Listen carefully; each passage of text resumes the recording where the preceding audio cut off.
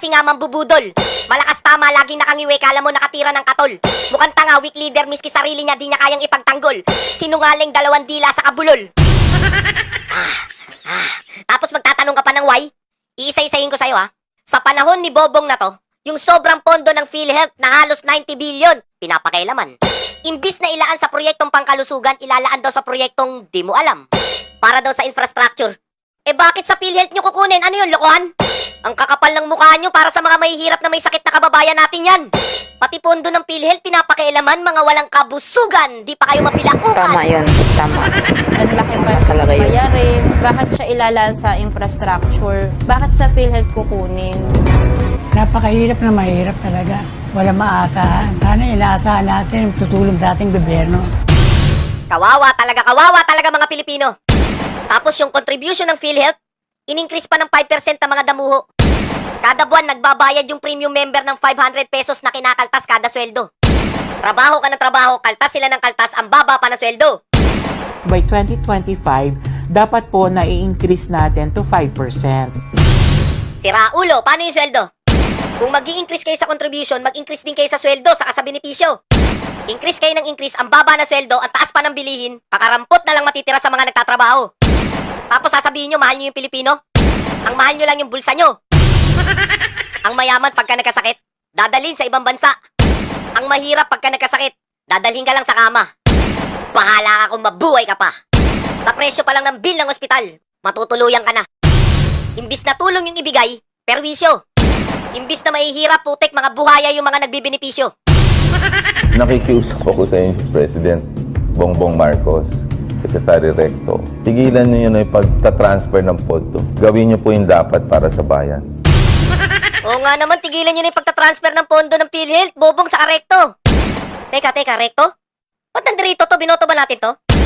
Sinong demonyong alagad ni Taning ang nagpasok dito? Pati sa pondo ng PhilHealth, nangingialam to? Hoy, pakailamero, nasa na yung pondo? Asa na? Ilabas mo na yung pondo. Ilabas mo na, nanginginig na ako. I'm also a health advocate. It just so happens I'm the Secretary of Finance at may utos ang Kongreso dito. At may utos ang Kongreso dito. Boom! Huli! Walang yaka, Speaker, ikaw na naman. Ang sabi niya, may utos daw ang Kongreso. Paano ba yan? Basta usapan talaga pondo. Lagi ka na lang may kinalaman. Tanga na lang talaga, tanga na lang talaga ang boboto dyan.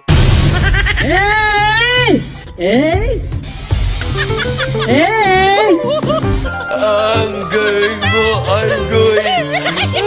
Ang galing! Ang galing mo talaga, Budoy. Kung ano man yung sinesenyas mo, ikaw lang ang nakakaintindi. Pagdating talaga sa pondo, putragis wala na kaming masabi. Kung gaano kalaki yung pondo, yung bulsa mo, ganun din kalaki. Dahil sa'yo, sisemplang yung pinsan mo parang motor na sumemplang sa kurbada ng Marilaki.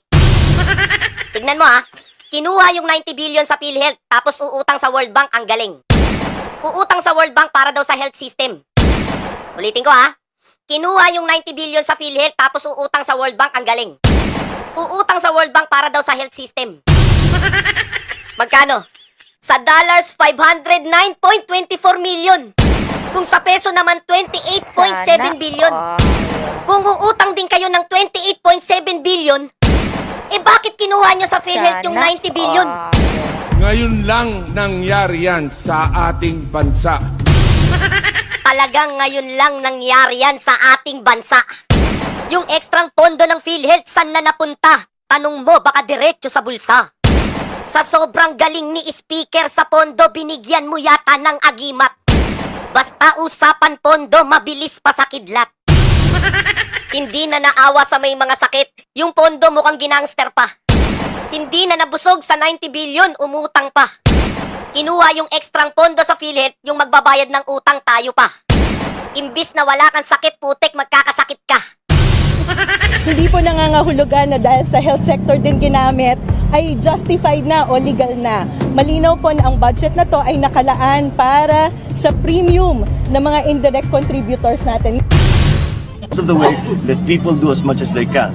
Now that we have found that we hear that it's a bet.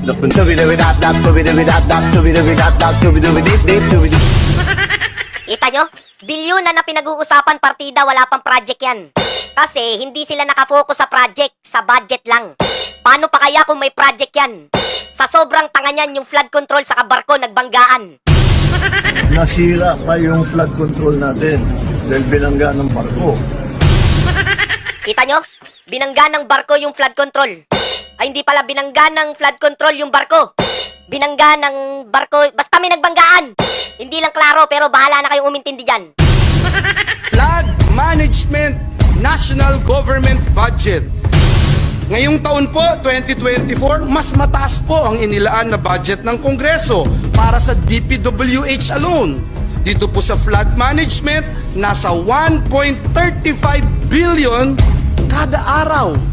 Meron po ang DENR, meron din po ang MMDA, meron din po ang PAG-ASA, meron din po ang Climate Change Commission. Aabutin po ito ng 1.44 billion kada araw. Hindi na po band-aid solution ang ating kailangan. Hindi po natutuwa yung mga kababayan natin na dinadala natin sila sa evacuation center. Kahit may dala po tayong relief goods, hindi na po sila natutuwa. Hindi naman po nila gustong pumipila lagi para makakuha ng relief goods, Mr. President. Wala na pong gusto na pumipila para makatanggap ng relief goods. Ang gusto nila, solusyon. Hanggat wala po tayong klarong solusyon o master plan, mananatili